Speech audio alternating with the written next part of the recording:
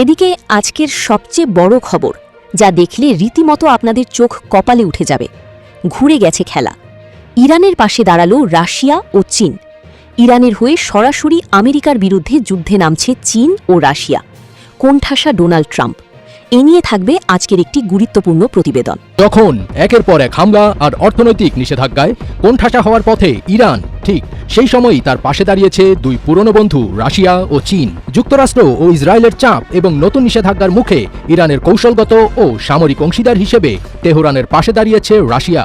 Caspian সাগরকে নিরাপদ root হিসেবে ব্যবহার করে ইরানকে সামরিক সরঞ্জাম ও গোয়েন্দা তথ্য দিয়ে সহায়তা করছে মস্কো, যা মার্কিন ও পশ্চিমা নিষেধাজ্ঞা উপেক্ষা করার ক্ষেত্রে ইরানকে বড় ধরনের কূটনৈতিক ও অর্থনৈতিক স্বস্তি দিচ্ছে। ইউক্রেন যুদ্ধে ইরানের ড্রোন সহায়তার পর এখন রাশিয়া কাস্পিয়ান সাগরের মাধ্যমে ইরানকে সামরিক অস্ত্রভাণ্ডার পুনর্গঠন ও স্যাটেলাইট ইমেজিং দিয়ে সহায়তা করছে। এদিকে ইতালি, জার্মানি ও ফ্রান্সে পৌঁছাবে ইরানের শক্তিশালী খুররাম শহর। ইরানের টার্গেট লিস্টে কারা, এ নিয়ে থাকবে আজকের একটি গুরুত্বপূর্ণ প্রতিবেদন। ইরান কি সত্যি ইউরোপে আঘাত হানতে পারে? ইউরোপের আকাশে এখন এক অদৃশ্য ছায়া। তেহরানের এক নতুন হুঁশিয়ারিতে কেঁপে উঠেছে ন্যাটোর দক্ষিণ সীমান্ত। যেসব ইউরোপীয় দেশ আমেরিকার সামরিক অভিযানে সহায়তা দেবে, তারাই হয়ে উঠতে পারে ইরানের প্রতিশোধের সম্ভাব্য লক্ষ্যবস্তু। আর ঠিক এই মুহূর্তে খবর আসছে এক রহস্যময় মিসাইলের, খোররামশার 5। দাবি করা হচ্ছে এর রেঞ্জ নাকি 12,000 কিলোমিটার, গতি ম্যাক 16। সত্যি কি এটা সম্ভব? ইরানের সামরিক নেতৃত্বের পক্ষ থেকে সম্প্রতি স্পষ্ট বার্তা দেওয়া হয়েছে, যেসব ইউরোপীয় রাষ্ট্র মার্কিন বাহিনীকে সহায়তা করবে, ওয়াশিংটনের কর্মকাণ্ডে তাদের সেই সহায়তাকে জড়িত থাকা হিসেবেই দেখা হবে। বিশ্লেষকদের মতে এই বার্তার প্রভাব সবচেয়ে বেশি পড়তে পারে দক্ষিণ পূর্ব ইউরোপের দেশগুলোর উপর, যারা নানাভাবে ন্যাটো বা যুক্তরাষ্ট্রের সঙ্গে প্রতিরক্ষা সম্পর্কে জড়িত। এদিকে নেতানিয়াহুর বাংকার ভেঙে ঢুকলো ইরানি হিট স্কোয়াড। সেলের প্রাণ বাঁচাতে লাইভ টিভিতে কান্নাকাটি শুরু নেতানিয়াহুর। ইনি থাকবে আজকের একটি গুরুত্বপূর্ণ প্রতিবেদন। এই লোকটা মধ্যপ্রাচ্যের হাজার হাজার ফিলিস্তিনি আর লেবানিজ শিশুকে হত্যার নির্দেশ দেয়। যে লোকটা মোসাদ লেলিয়ে দিয়ে অন্য দেশের নেতাদের হত্যা করে উল্লাস করে, আছে নেতানিয়াহুই লাইভ টিভিতে বসে নিজের ছেলের প্রাণ বাঁচাতে রীতিমতো কান্না করছেন। হ্যাঁ দর্শক, ঠিকই শুনেছেন। ইসরায়েলের মিথ বা অহংকার আজ মাটির সাথে মিশে গেছে। যে মোসাদকে বিশ্বের সবচেয়ে ভয়ঙ্কর গোয়েন্দা সংস্থা বলে দাবি করা হয়, সে মোসাদের নাকের ডগা দিয়ে ইসরায়েলের দুর্ভেদ্য নিরাপত্তা বলয় ভেঙে একেবারে স্বয়ং প্রধানমন্ত্রী বেনিয়ামিন নেতানিয়াহুর বেডরুম পর্যন্ত পৌঁছে গেছে ইরান। গত 24 আগস্ট 2026 ইসরায়েলের চ্যানেল 14-এর একটি লাইভ ব্রডকাস্টে সামরিক সংবাদদাতা নোয়াম আমিরের সাথে টেলিফোন সাক্ষাৎকারে যুক্ত হন নেতানিয়াহু। আর সেখানে লাইভ টিভিতে এমন এক গোপন সত্য তিনি ফাঁস করে দিলেন, যা শুনে পুরো ইসরায়েল জুড়ে রীতিমতো ভূমিকম্প শুরু হয়ে গেছে। চরম আতঙ্কিত কণ্ঠে নেতানিয়াহু স্বীকার করেছেন ইরানের হিট স্কোয়াড সরাসরি তার নিজের ছেলেকে হত্যার চেষ্টা করেছে। কিন্তু প্রশ্ন হলো যে ইসরায়েলের আকাশে মাছি উড়লেও মোসাদ খবর পায় বলে তারা বড়াই করে, সেই ইসরায়েলের সবচেয়ে সুরক্ষিত পরিবারের ভেতরে ইরান কিভাবে মৃত্যু ফাঁদ পাতল? কয়েক মাস ধরে এই চরম লজ্জাজনক খবরটি কেন ইসরায়েলের মিলিটারি সেন্সরশিপ দিয়ে লুকিয়ে রাখা হয়েছিল? আর সবচেয়ে বড় কথা, যে নেতানিয়াহু সারা জীবন অন্যের বুকে ছুরি চালিয়েছেন, আজ নিজের ছেলের দিকে মৃত্যুর ছায়া ধেয়ে আসতে দেখে কেন তার বুক কাঁপছে? ভিডিওটিতে একটি লাইক দিয়ে শেষ পর্যন্ত দেখতে থাকুন। এদিকে আমেরিকার পরাজয় দলিল লেখা শেষ, ইরানের সামনে সুসংবাদ। ইনি থাকবে আজকের একটি গুরুত্বপূর্ণ প্রতিবেদন। যুক্তরাষ্ট্র ও ইরানের মধ্যকার এই সংঘাত শুধু রণক্ষেত্রের হিসাব নিকাশ পাল্টে দেয়নি, বরং আধুনিক বিশ্বের সবচেয়ে পরাক্রমশালী সামরিক শক্তির কৌশলগত দেউলিয়াত্বকে নির্মমভাবে উন্মোচন করে দিয়েছে। চারদিকে এখন শুধু প্রশ্ন, কোথায় ভুল হয়েছিল আমেরিকার? কেন বিশ্বের সর্বাধুনিক প্রযুক্তির অধিকারী একটি পরাশক্তি এক মুঠো সস্তা ড্রোনের সামনে এতটা অসহায় হয়ে পড়ল? যুক্তরাষ্ট্রের সামরিক বাহিনী কাগজে কলমে এখনো অপ্রতিরোধ। উপকূল থেকে 7,000 মাইলেরও বেশি দূরে গিয়ে ইরানের আকাশসীমা নিয়ন্ত্রণ করা এবং একতরফা ধ্বংসযজ্ঞ চালানোর যে প্রযুক্তিগত দক্ষতার পরিচয় দেয়, তা অন্য কোনো বাহিনীর নেই। কিন্তু এই প্রযুক্তিগত শ্রেষ্ঠত্বই কাল হয়ে দাঁড়িয়েছে, কারণ কাগজের শক্তি আর অত্যাধুনিক অস্ত্র কখনো সেই কৌশলগত অন্ধত্বকে ঢেকে রাখতে পারে না, যা অসম্ভবকে সম্ভব করার অলিক স্বপ্ন দেখে। এই বিপর্যয় নেপথ্যে রয়েছে হোয়াইট হাউসের অলিন্দে বসে থাকা রাজনৈতিক নেতৃত্বের চরম ভ্রান্ত সিদ্ধান্ত। মার্কিন প্রেসিডেন্ট ডোনাল্ড ট্রাম্প সামরিক বাহিনীর কাঁধে এমন কিছু বোঝা চাপিয়ে দিয়েছিলেন, যা কেবল কৌশলগতভাবে অসম্ভবই ছিল না, বরং তার সামরিক বিজ্ঞান ও ইতিহাসের চরম অবমাননাও বটে।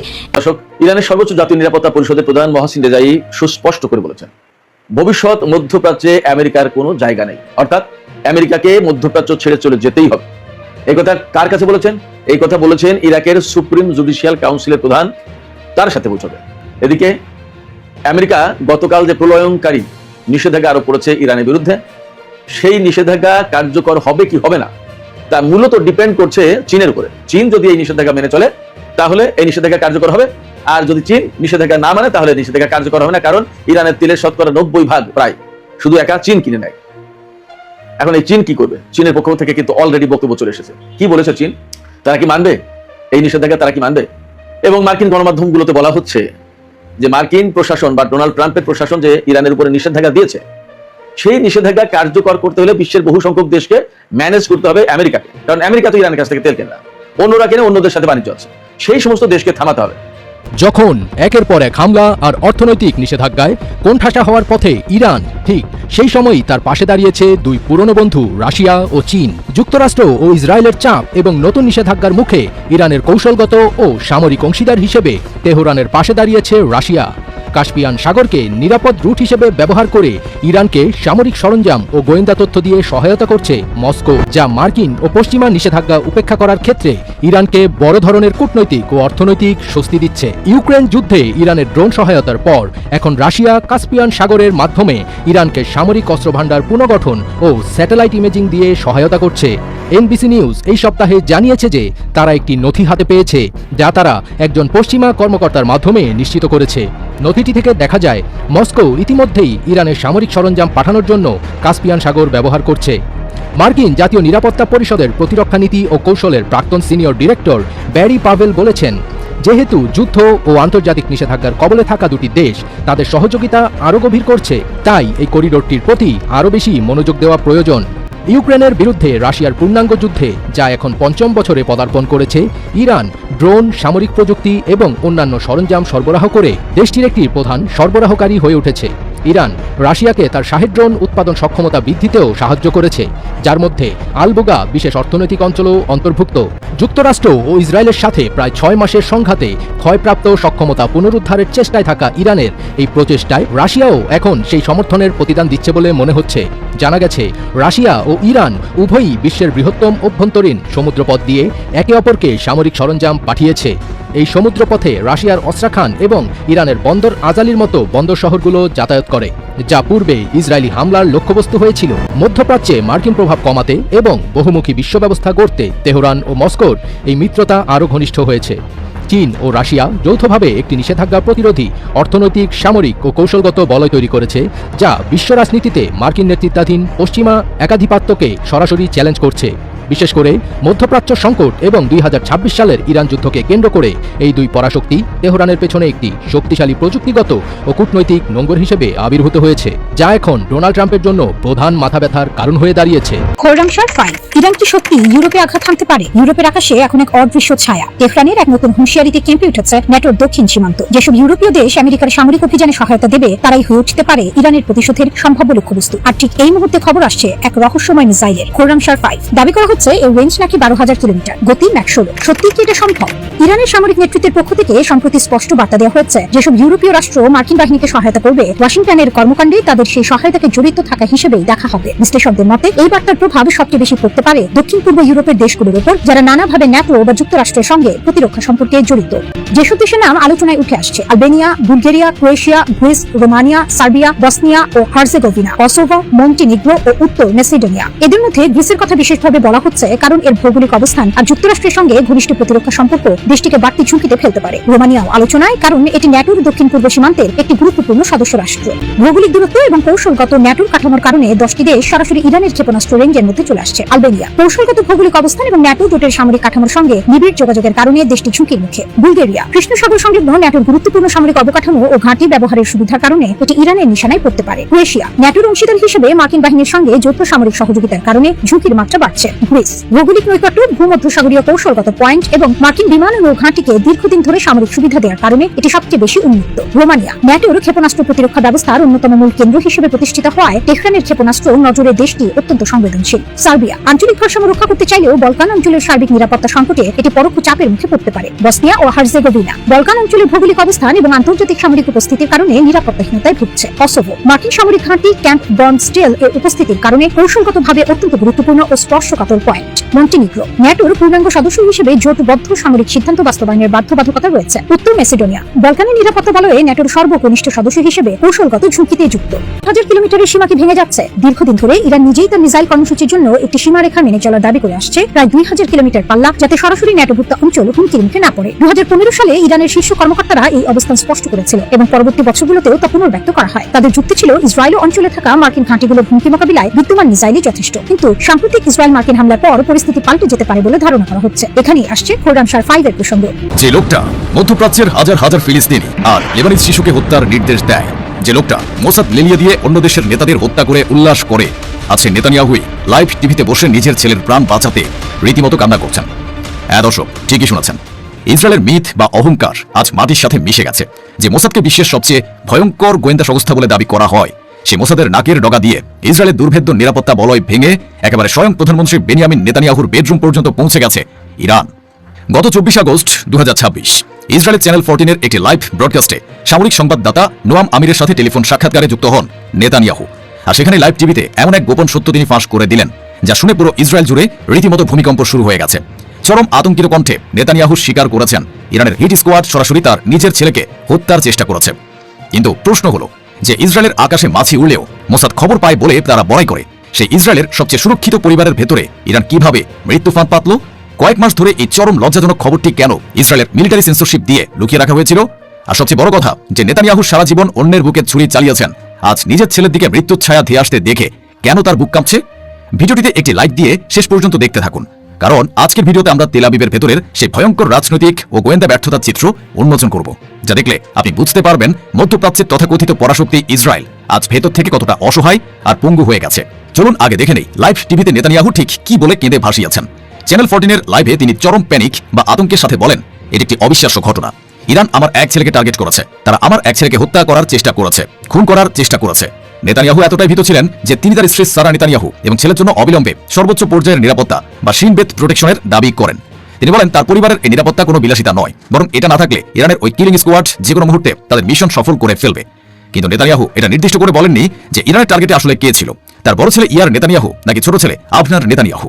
ইরান ঠিক কিভাবে এই হত্যার ছক কষেছিল, কবে এই ঘটনা ঘটেছিল এবং কিলিং মিশনটি ঠিক কতটা অ্যাডভান্স স্টেজে বা চূড়ান্ত পর্যায়ে পৌঁছেছিল তার কোনো প্রমাণ বা বিস্তারিত তথ্য তিনি দেননি। তবে ইসরায়েলি মিডিয়াগুলো বলছে এই খবরটি সাধারণ কোনো গুজব নয়। গত কয়েক মাস ধরে ইসরায়েলি সেনাবাহিনী এবং গোয়েন্দারা চরম মিলিটারি সেন্সরশিপ বা প্রকাশনা নিষেধাজ্ঞা দিয়ে এই খবরটি গুম করে রেখেছিল, কারণ তারা জানতো এই খবরটি বাইরে এলে ইসরায়েলের সাধারণ মানুষের মনে মোসাদ এবং শিন বেতের উপর থেকে শেষ বিশ্বাসটুকু উঠে যাবে। সবাই ভাববে যে দেশের গোয়েন্দারা নিজেদের প্রধানমন্ত্রীর ছেলেকে বাঁচাতে পারে না, তারা সাধারণ মানুষকে কি ছাই নিরাপত্তা দেবে? আর ঠিক এখানেই ইরানের ইন্টেলিজেন্স বা গোয়েন্দা সক্ষমতার এক অবিশ্বাস্য জয় লুকিয়ে আছে। একটু পেছনের দিকে তাকিয়ে দেখুন, 2026 সালের শুরুর দিকে আমেরিকা এবং ইসরায়েল মিলে ইরানের সাথে যে সংঘাতে জড়িয়ে ছিল, সেখানে ইসরায়েল বারবার দাবি করেছে তারা ইরানের অনেক ক্ষতি করে দিয়েছে। ইসরায়েল এর আগে ইসমাইল হানিয়া থেকে শুরু করে ইরানের অনেক শীর্ষ জেনারেলকে গুপ্ত হত্যা করেছে। তারা ভেবেছিল ইরান হয়তো শুধু মিসাইল মেরেই এর জবাব দেবে, কিন্তু ইরান যে তলে তলে এত ভয়ঙ্কর এক সাইকোলজিক্যাল এবং ইন্টেলিজেন্স গেম খেলছে তা নেতানিয়াহু কল্পনাও করতে পারেননি। ইরান দেখিয়ে দিল, তোমরা যদি আমাদের নেতাদের টার্গেট করো, তবে আমরা তোমাদের সবচেয়ে সুরক্ষিত দুর্গের ভেতরে ঢুকে তোমাদের পরিবারের রক্ত ছড়াবো। তেহরান সরাসরি নেতানিয়াহুর কলিজায় হাত দিয়েছে। ইরানের এই নীরব কিন্তু ভয়ঙ্কর মৃত্যু ফাঁদের ভয়ে নেতানিয়াহুর অবস্থা এখন এতটাই করুণ যে তিনি ইসরায়েলের অভ্যন্তরীণ নিরাপত্তা সংস্থা শিন বেতের প্রধান ডেভিড জিনির সাথে দেখা করে নিজের পরিবারের জন্য স্পেশাল ফোর্সের ভিক্ষা চাইছেন। যে নেতানিয়াহু গাজায় হাজার হাজার নিরীহ পরিবারের উপর সাদা ফসফরাস আর বাংকার ব্লাস্টার বোমা ফেলার সময় একবারও হাত কাঁপাননি। আজ সে নেতানিয়াহু যখন বোঝেন যে তার নিজের ছেলের দিকে ইরানের স্নাইপার বা গুপ্তঘাতকের বন্দুক তাক করা আছে, তখন তার রাতের ঘুম হারাম হয়ে গেছে। তবে এই ঘটনার পেছনে আরো একটি ভয়ঙ্কর রাজনৈতিক সমীকরণ আছে, যা আমাদের এড়িয়ে গেলে চলবে না। আগামী 27 অক্টোবর 2026 তারিখে ইসরায়েলে অনুষ্ঠিত হতে যাচ্ছে সাধারণ নির্বাচন। এই নির্বাচনে নেতানিয়াহুর অন্যতম বড় প্রতিদ্বন্দ্বী হলেন গাদি আইজেনকোটের মতো শক্তিশালী নেতারা। নেতানিয়াহুর বর্তমান জনপ্রিয়তা এখন একেবারে তলানিতে গিয়ে ঠেকেছে।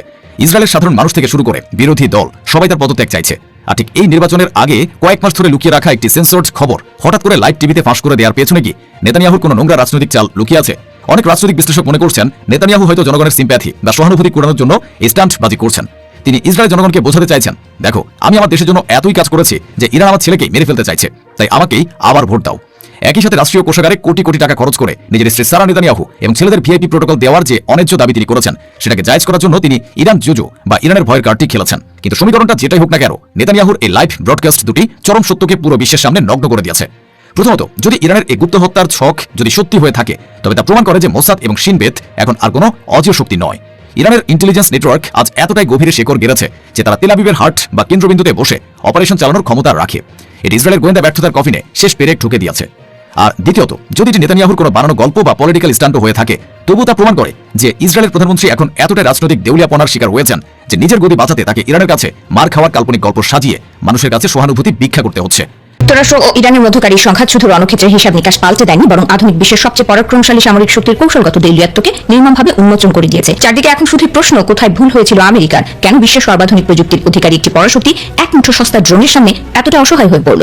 যুক্তরাষ্ট্রের সামরিক বাহিনী কাগজে কলমে এখনো অপ্রতিরোধ। উপকূল থেকে 7,000 মাইলেরও বেশি দূরে গিয়ে ইরানের আকাশসীমা নিয়ন্ত্রণ করা এবং একতরফা ধ্বংসযজ্ঞ চালানোর যে প্রযুক্তিগত দক্ষতার পরিচয় দেয়, তা অন্য কোনো বাহিনীর নেই। কিন্তু এই প্রযুক্তিগত শ্রেষ্ঠত্বই কাল হয়ে দাঁড়িয়েছে, কারণ কাগজের শক্তি আর অত্যাধুনিক অস্ত্র কখনো সেই কৌশলগত অন্ধত্বকে ঢেকে রাখতে পারে না যা অসম্ভবকে সম্ভব করার অলিক স্বপ্ন দেখে। এই বিপর্যয় নেপথ্যে রয়েছে হোয়াইট হাউসের অলিন্দে বসে থাকা রাজনৈতিক নেতৃত্বের চরম ভ্রান্ত সিদ্ধান্ত। মার্কিন প্রেসিডেন্ট ডোনাল্ড ট্রাম্প সামরিক বাহিনীর কাঁধে এমন কিছু বোঝা চাপিয়ে দিয়েছিলেন যা কেবল কৌশলগতভাবে অসম্ভবই ছিল না, বরং তা সামরিক বিজ্ঞান ও ইতিহাসের চরম অবমাননাও বটে। একের পর এক অসম্ভব দাবির জালে জড়িয়ে মার্কিন প্রশাসন নিজেই নিজের ফাঁদে আটকা পড়েছে। প্রথম অসম্ভব কাজটি ছিল কোনো ধরনের পদাতিক বা স্থল অভিযান ছাড়াই কেবল আকাশ থেকে নির্বিচারে বোমা বর্ষণ করে ইরানের শাসন ব্যবস্থার পতন ঘটানো। 1921 সাল থেকে শুরু করে ভিয়েতনাম যুদ্ধ পর্যন্ত বিমান বাহিনীর ক্ষমতা নিয়ে এই অবাস্তব তত্ত্ব বারবার পরীক্ষিত হয়েছে এবং প্রতিবারই মুখ থুবড়ে পড়েছে। লন্ডন কিংবা জার্মানির ওপর হাজার হাজার টন বোমা ফেলার পরও যেমন শত্রুর মনোবল ভাঙেনি, ঠিক তেমনি কেবল আকাশপথের হানায় তেহরানের পতন ঘটানোর এই দিবা স্বপ্ন শুরু থেকেই ব্যর্থতায় পর্যবসিত হওয়ার জন্য নির্ধারিত ছিল। দ্বিতীয় অসম্ভব ফাঁদটি ছিল আকাশ থেকে মোবাইল লঞ্চে বা ভ্রাম্যমাণ উৎক্ষেপণ ব্যবস্থা ধ্বংস করার অবাস্তব চেষ্টা। দ্বিতীয় বিশ্বযুদ্ধের সময় V1 ও V2 রকেটের উৎপাদন বন্ধ করা যায়নি। উপসাগরীয় যুদ্ধে ইরাকি স্কাড ক্ষেপণাস্ত্রের লঞ্চেরও ধূলিসাৎ করা সম্ভব হয়নি। আধুনিক যুগে নিখুঁত লক্ষ্যভেদী অস্ত্র থাকার পরও লুকিয়ে রাখা বা দ্রুত স্থান পরিবর্তনকারী ড্রোন ও ক্ষেপণাস্ত্র উৎক্ষেপণ ব্যবস্থাকে কেবল ওপর থেকে গুড়িয়ে দেওয়া যে অসম্ভব, তো হোয়াইট হাউসের নীতি নির্ধারকেরা বুঝেও বুঝতে চাননি। তৃতীয় এবং শেষ ভরসা হিসেবে পারস্য উপসাগরীয় অঞ্চলে একটি নিখুঁত ক্ষেপণাস্ত্র প্রতিরক্ষা ব্যবস্থা গড়ে তোলার যে পরিকল্পনা করা হয়েছিল তাও চরমভাবে মার খেয়েছে। ইরান যখন পানির দরে হাজার হাজার ড্রোন ও ব্যালিস্টিক ক্ষেপণাস্ত্র তৈরি করে আকাশ ভাসিয়ে দিল, তখন আমেরিকার কোটি কোটি ডলারের আকাশ প্রতিরক্ষা ব্যবস্থা সেই প্লাবনের সামনে আক্ষরিক অর্থেই ভেঙে পড়ে। জিসিসি-ভুক্ত দেশগুলোর অবকাঠামোকে রক্ষা করার এই মরিয়া চেষ্টাও শেষ পর্যন্ত ধূলিসাৎ হয়ে যায়। পেন্টাগনের ভেতরের এই নীতিগত দেউলিয়াত্বকে আরো ঘনীভূত করেছিল নেতৃত্বের চরম পতন।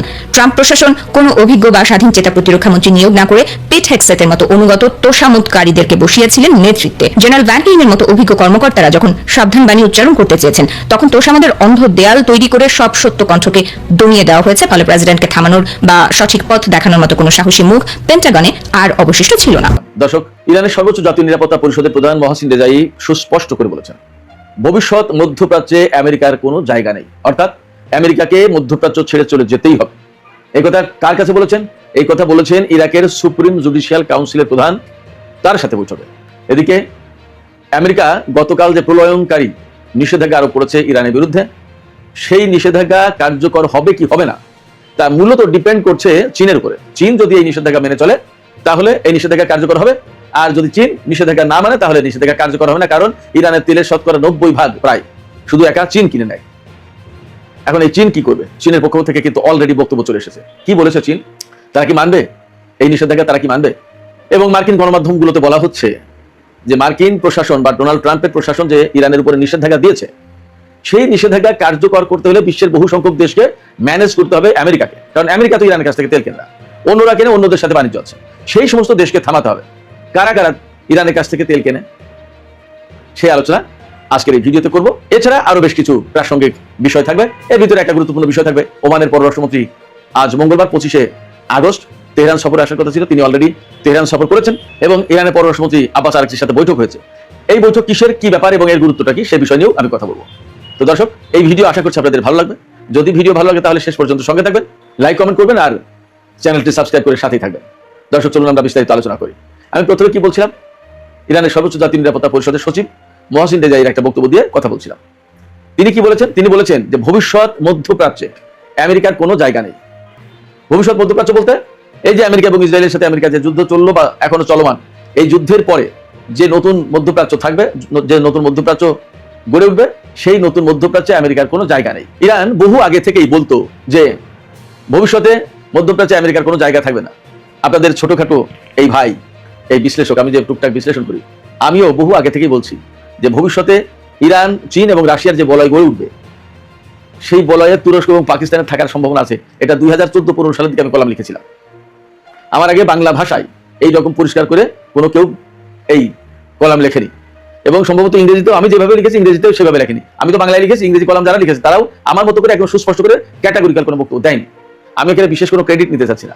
আমি যেটা বলতে চাইছি সেটা হচ্ছে এই যে এই ফোরকাস্টগুলো আসলে করা যাচ্ছিল অনেকগুলো কারণে। ভেতরে ভেতরে ইরান শক্তিশালী হয়ে উঠছিল, প্রযুক্তিগত দিক দিয়ে অনেক আধুনিক হচ্ছিল, প্লাস মধ্যপ্রাচ্যে তার যে সহযোগী ফোর্সগুলো গড়ে উঠছিল, এগুলোও গুরুত্বপূর্ণ ছিল। এর পাশাপাশি রাশিয়া এবং চীনের ভেতরে একটা তাড়না ছিল যে এককেন্দ্রিক যে বিশ্ব ব্যবস্থা গড়ে তুলেছে আমেরিকা, এই বিশ্ব ব্যবস্থার বিপরীতে নতুন ধরনের যদি বিশ্ব ব্যবস্থা গড়ে না তোলা যায় তাহলে তারাও আমেরিকার প্রভাবে হারিয়ে যাবে, তারাও ভালো কিছু করতে পারবে না।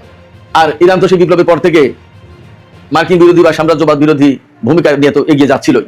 ফলে এই তিনটি দেশের চিন্তা চেতনা অনেকটা মিলে গেল। বিশেষ করে 2010-এর পর থেকে ধীরে ধীরে যে সমস্ত পরিবর্তনগুলো ঘটছিল মধ্যপ্রাচ্য কেন্দ্রিক, ইরান কেন্দ্রিক, পরমাণু কর্মসূচি কেন্দ্রিক, সেই সব জায়গা থেকে মোটামুটি ধারণা করা যাচ্ছিল যে আস্তে আস্তে চীন, রাশিয়া এবং ইরানের মধ্যে সম্পর্ক বাড়ছে এবং এই সম্পর্ক এক পর্যায়ে গিয়ে কৌশলগত সম্পর্কে পরিণত হবে। এক পর্যায়ে এই সম্পর্ক অত্যন্ত ঘনিষ্ঠ মিত্র দেশ হিসেবে এই তিন দেশকে একটা বলয়ে আনবে এবং তখন মধ্যপ্রাচ্যে আমেরিকার জন্য থাকা কঠিন হবে, আমেরিকার পা রাখার জায়গা থাকবে না। আমি ঠিক এই ল্যাঙ্গুয়েজে বলেছি কলামগুলোতে যে ভবিষ্যতে ইরান, রাশিয়া এবং চীন যদি এক বলয়ে আসতে পারে, আমেরিকার পা রাখার জায়গা থাকবে না মধ্যপ্রাচ্যে, এবং সেই বলয়ে থাকবে আরো কারা।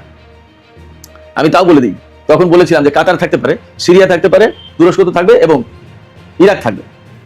সিরিয়া তুরস্কের কারণে হয়তো থাকবে যদি যে শেপ পাচ্ছে, কিন্তু আমার বক্তব্য ছিল বাশার আল আসাদ সিরিয়া। যাই হোক, সেখানে রাজনৈতিক পরিবর্তনের পরে এখন অনেক কিছু ঘটে গেছে, বাট দেখা যাক তুরস্ক, ইসরায়েল, সিরিয়া কেন্দ্রিক যে সমস্ত ঘটনাগুলো এখন ঘটছে, এই সমস্ত ঘটনাকে কেন্দ্র করে আসলে সেখানকার পরিস্থিতি কোন দিকে যায় আমরা অপেক্ষা করি। এই যে মধ্যপ্রাচ্যের যে ভবিষ্যৎ গড়ে উঠতে যাচ্ছে আমেরিকার সাথে যুদ্ধের শেষে, আজ না হোক কাল না হোক পরশু তো যুদ্ধ শেষ হবেই।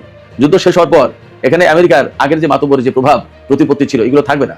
এবং আমি আবারও বলি থাকবে না, এই কারণেই বলতে পারছি যে ইরান তার প্রভাব প্রতিপত্তির সামরিক সক্ষমতা নিয়ে তো বসে আছেই, পাশাপাশি আমেরিকার এই সামরিক শক্তির উপর যে মধ্যপ্রাচ্যের দেশগুলো নির্ভর করছে না, তার বড় প্রমাণ আমি আবারও বলি মক্কা চুক্তি।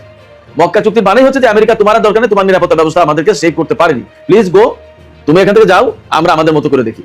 এবং ইরানের কাছে যে আঞ্চলিক নিরাপত্তার ব্যাপারে আলোচনার প্রস্তাব দেওয়া হয়েছে তুরস্ক, পাকিস্তান এবং সৌদি আরবের পক্ষ থেকে, এই প্রস্তাব নিয়ে যখন আলোচনায় বলবে ইরান তাদের সাথে, তখন কিন্তু অনেক আলাপ আলোচনা হয়ে যাবে। তখন মধ্যপ্রাচ্যের নতুন একটা রূপ ধারণ করবে এই আলোচনাগুলো যদি ইতিবাচকভাবে এগিয়ে যায়। আর এই মক্কা চুক্তি, আমি আবারও বলি, মক্কা চুক্তি যেটা হয়েছে, এই মক্কা চুক্তি যদি ঠিক স্বাভাবিকভাবে সুন্দরভাবে এগিয়ে যায়, তাহলে এই মক্কা চুক্তিকে কেন্দ্র করে শুধু মধ্যপ্রাচ্যের ভূ রাজনীতির সমীকরণ না, দক্ষিণ পূর্ব এশিয়ার রাজনীতির সমীকরণ পাল্টে যাবে এবং তার সূত্র ধরে বিশ্বের অনেক কিছু পরিবর্তন হয়ে যাবে। এটা অনেক বড় ব্যাপার। তো এই সমস্ত যে বড় বড় পরিবর্তনগুলো ঘটবে, এই বড় বড় পরিবর্তনগুলো ঘটার পেছনে এই ইরানের সাথে আমেরিকা এবং ইসরায়েলের যুদ্ধ এবং এখানে আমেরিকা আর ইসরায়েলের পরাজয়ের প্রশ্ন। তারা যদি চূড়ান্তভাবে পরাজিত হয়, তারা যদি এখান থেকে চলে যায়, অর্থাৎ আমেরিকা বিশেষ করে, তাহলে একদম সমস্ত সবকিছু পরিকল্পিত উপায়ে দ্রুত ঘটে যাবে। সেই জন্য মহসিন রেজাই বলছেন যে ভবিষ্যৎ মধ্যপ্রাচ্যে আমেরিকার কোনো স্থান নেই, সেখানে বরং ইরান আর ইরাক বিশেষ ঘনিষ্ঠ বন্ধু হবে এবং এই দুটো শক্তি কিন্তু একটা গুরুত্বপূর্ণ ফ্যাক্টর হয়ে দাঁড়াবে। যেমন তুরস্ক, সৌদি আরব আর পাকিস্তান একটা ত্রিমুখী চুক্তি করলো, ইরাক, ইরান বা আরো কেউ মিলে কিন্তু এরকম চুক্তি করলেও করতে পারে, কিছু বলা যায় না। আর সবাই মিলে যদি মক্কা চুক্তিতে ঢুকে যায় এবং সেটা যদি কার্যকর শক্তিশালী জোট গঠন হয়, তাহলে সেটাই বরং বেশি ভালো হবে। দেখা যাক, আমরা অপেক্ষা করি কি করে তারা। এদিকে আমেরিকার পক্ষ থেকে গতকাল, অর্থাৎ বাংলাদেশ টাইম গতকাল সোমবার, যে প্রলয়ঙ্কারী নিষেধাজ্ঞা আরোপ করা হয়েছে ইরানের বিরুদ্ধে, আমেরিকা যেভাবে দাবি করছে, তাতে অনেকগুলো ব্যাপার এসে গেছে। মার্কিন অর্থমন্ত্রী স্কট বেসেন্ট তিনি বলেছেন, তিনি অনেকটা হুমকি দিয়ে বলেছেন যে এখন বিশ্বকে সিদ্ধান্ত নিতে হবে যে তারা আমেরিকার পক্ষে নাকি ইরানের পক্ষে, অর্থাৎ হয় আমেরিকাকে বেছে নাও, না হয় ইরানকে বেছে নাও। তার মানে এখন আমেরিকার সামনে একমাত্র প্রধান শক্তি হচ্ছে বা প্রধান প্রতিদ্বন্দ্বী হচ্ছে ইরান। আপনারা কৌশলগত বিষয়টা বুঝতে পারছেন, খেয়াল করছেন কোথায় গেছে। আমেরিকার সামনে এই মুহূর্তে মূল প্রতিদ্বন্দ্বী ইরান, তোমরা হয় ইরানের পক্ষে নইলে আমার পক্ষে। এই জায়গাটাই কে কি ভাববে, কে কি করবে। একটা সময় এটা খুব বিব্রত হওয়ার একটা ব্যাপার ছিল, কিন্তু এখন চীন কোনো বিব্রত বোধ করছে না। চীনের পররাষ্ট্র মন্ত্রণালয়ের মুখপাত্র লিন জিয়ান আজকে একদম সুস্পষ্ট করে বলেছে যে আমেরিকা এইভাবে হুমকি ধমকি দিতে পারে না, আমেরিকা এককভাবে একতরফাভাবে কোনো দেশের উপর নিষেধাজ্ঞা আরোপ করতে পারে, এটা জাতিসংঘ বা আন্তর্জাতিক আইনের খেলাফ। ফলে চীন আমেরিকার এই নিষেধাজ্ঞা মেনে চলতে বাধ্য নয়। তিনি একদম সুস্পষ্ট করে বলেছেন চীন তার জাতীয় স্বার্থ এবং তার নিরাপত্তা রক্ষার জন্য প্রয়োজনে যে পদক্ষেপ নিতে হয় তাই নেওয়া হবে। তার মানে চীন আমেরিকার এই নিষেধাজ্ঞা মানবে না, একদম সাফ গল্প। এখন এইরকম জায়গা থেকেই আমেরিকার গণমাধ্যমগুলো বলছে যে ডোনাল্ড ট্রাম্পের এই নিষেধাজ্ঞা কার্যকর হবে তখনই যখন বিশ্বের অন্যান্য দেশ সহযোগিতা করবে, কোঅপারেট করবে এবং এই নিষেধাজ্ঞা ইমপ্লিমেন্ট বাস্তবায়ন করার চেষ্টা করবে। তো এখন সেই জায়গায় প্রশ্ন আছে যে কোন কোন দেশ ইরানের কাছ থেকে মূলত তেল কেনে। তাতে একদম সবার আগে চীন। চীনের বিভিন্ন ফ্যাক্টরি, রিফাইনারি কোম্পানিগুলো ইরান থেকে প্রায় 80 থেকে 90% তেল কিনে নেয়। ইরানের কাছ থেকে এই তেল কিনে নেওয়ার ফলে যা হচ্ছে, ইরানের ম্যাক্সিমাম তেল তো বিক্রি হয়ে গেল। আরো তেল কিনে ইরানের কাছ থেকে ভারত যদিও 2019 সাল থেকে তেল কেনা বন্ধ করেছিল, কিন্তু এই 2026 সালে তারা ঠিকই ইরানের কাছ থেকে তেল কিনেছে। এরপরে শ্যাডো ফ্লিটের মাধ্যমে ইরান বিশেষ করে বিভিন্ন সময় তেল বিক্রি করে থাকে এবং এই শ্যাডো ফ্লিট থেকেও বিভিন্ন দেশ তেল কিনে থাকে। তার ভিতরে চীন প্রধানত তেল কিনে থাকে। চীনের শ্যানডং বন্দরের কাছে ওখানে জাহাজ ভিড়ায় শ্যাডো ফ্লিট, অর্থাৎ তাতে নাম পরিচয় থাকে না এই জাহাজ, এবং ওখান থেকে সরাসরি ডলার হয়তো হাতে হাতেই পেয়ে যায়, যার কারণে ইরানের এই ডলার পেতে ঝামেলা হয় না। যতদূর জানি বা বুঝি যে বিশ্বের বিভিন্ন দেশ, ওই এলাকার বেশ কয়েকটা দেশ ইরানের কাছ থেকে তেল কেনে, আর যদি নাও কেনে শুধু একা চীন কেনে সেটাই যথেষ্ট।